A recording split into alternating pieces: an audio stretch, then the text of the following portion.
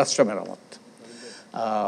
তো এই রাষ্ট্র মেরামত বলতে আমরা কী বুঝি, আর গণতন্ত্র সুসংগত বলতেই বা আমরা কী বুঝি, এই জিনিসগুলো সুস্পষ্ট এবং তোমরা কিছু সংজ্ঞায়িত করার চেষ্টা করেছো এবং তোমরাও অনেকগুলো সুন্দর যুক্তি উত্থাপন করেছো যে রাষ্ট্র মেরামত বলতে আমরা, এবং এই কথাগুলো এসছে কিন্তু ওই যে আমাদের কিরি রিভিলিয়নের সময় আমাদের যে নিরাপদ সড়ক আন্দোলন এবং নিরাপদ সড়ক আন্দোলনের তারা বড় হয়ে এখন এই কোটা সংস্কার আন্দোলনে তারা নেতৃত্ব দিয়েছে।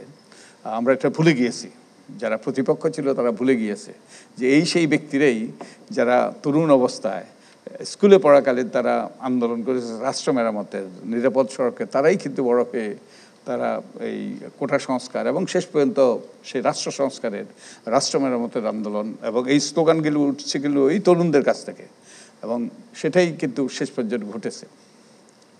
তো এই রাষ্ট্র মেরামত বলতে যে অনেকগুলো কাজ করা দরকার, অনেকগুলো পদক্ষেপ নেওয়া দরকার, এবং আমাদের প্রধান উপদেষ্টা বলেছেন আমাদের রাষ্ট্র ব্যবস্থা ভেঙে পড়েছে, সবগুলো প্রতিষ্ঠান যে চূর্ণ বিচূর্ণ করে ফেলা হয়েছে।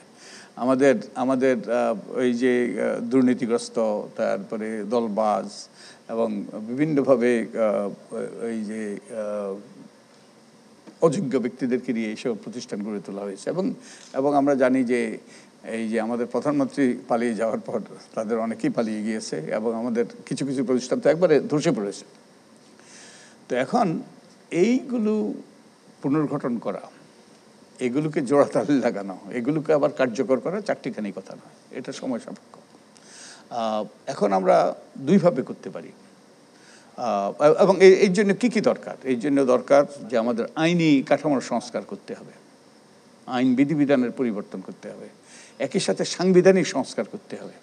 সংবিধান আর আইন, সংবিধানও একটা আইন, সর্বোচ্চ আইন, কিন্তু সংবিধান সংস্কারের প্রক্রিয়া ভিন্ন, আর আইনি প্রক্রিয়া সহজ। আইনি প্রক্রিয়া এই যে সংসদ না হলেও করা যায়, কিন্তু সংবিধান সংশোধন করতে হলে সংসদ দরকার, কিংবা আমরা এই যে গণভোটের মাধ্যমেও করতে পারি, যদিও গণভোটের বিধান এখন আমাদের সংবিধানে নাই। তো আমাদের আইনের সংস্কার করতে হবে, সংবিধানের সংস্কার করতে হবে, একই সাথে পুনর্গঠন করতে হবে, ব্যক্তির পরিবর্তন করতে হবে, এইসব প্রতিষ্ঠানগুলোকে আবার নতুন করে নতুন ব্যক্তিদেরকে সাজাতে হবে। তো এবং কতগুলো ওই যে পদ্ধতির পরিবর্তন করতে হবে, প্রক্রিয়া পদ্ধতির পরিবর্তন করতে হবে, এবং এগুলো আইনি কাঠামোর সাথে সম্পৃক্ত।